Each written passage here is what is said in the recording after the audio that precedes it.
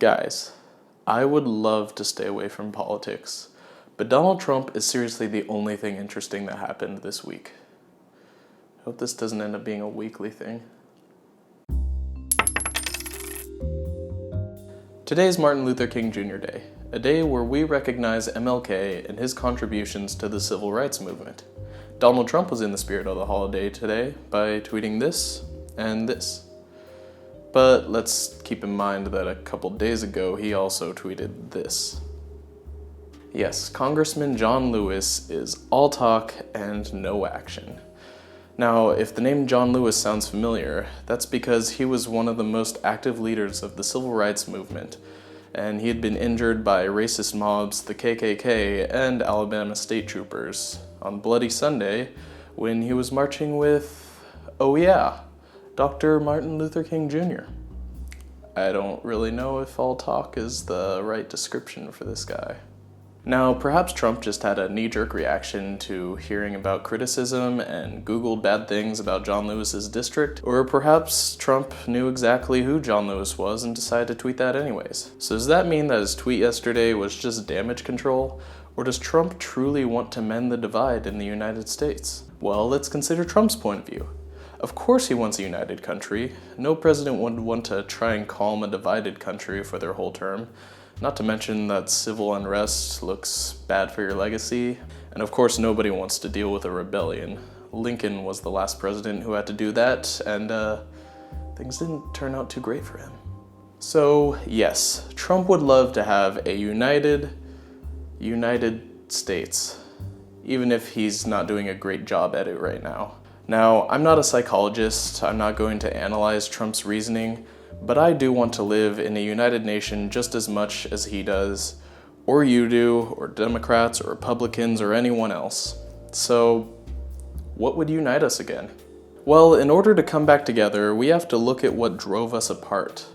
Let's look at the past year and the reason Trump supporters have become so vocal. There has always been a tension between American Republicans and Democrats. The Democrats' progress has made huge leaps and bounds forward under President Obama, which made Republicans feel like their voice wasn't being heard. Along comes Trump, who has been one of the most vocal figures in politics, both on TV and online, and boom, a voice for Republicans and others who wanted their opinions to be heard. I'm not necessarily saying that that's how he won the election, but that's a whole nother can of worms. Nobody believed that Trump could win the election.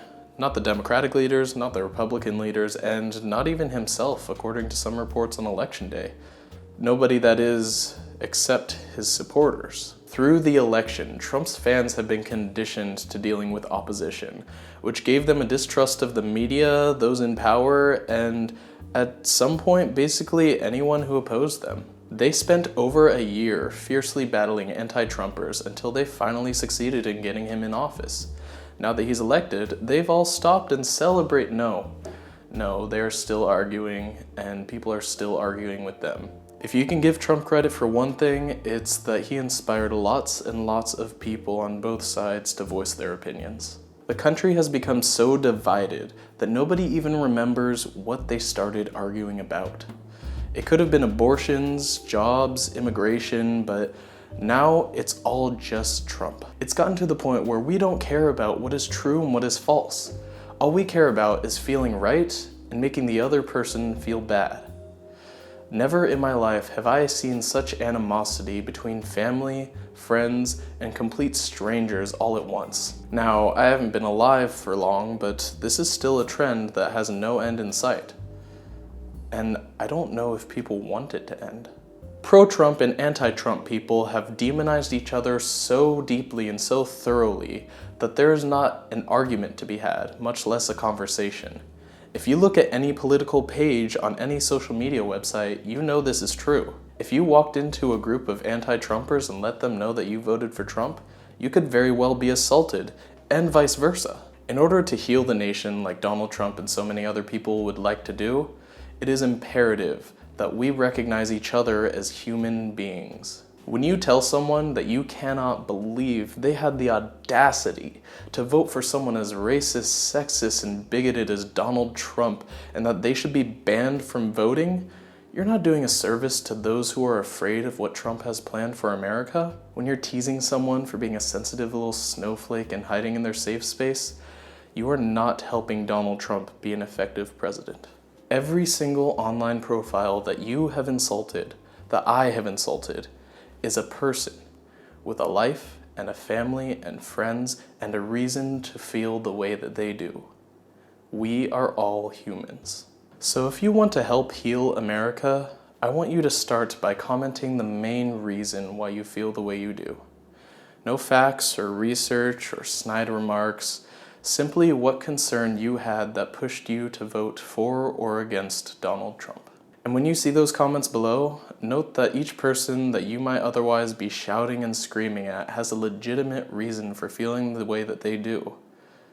Maybe once we all do that, we can get back to having a real conversation about real things. Happy Martin Luther King Jr. Day. So Mariah Carey says that her earpiece wasn't working before the show, and that caused the train wreck that you just saw. Kind of weird though, because to me it also seemed like her voice was working when it wasn't supposed to, so she was understandably pissed.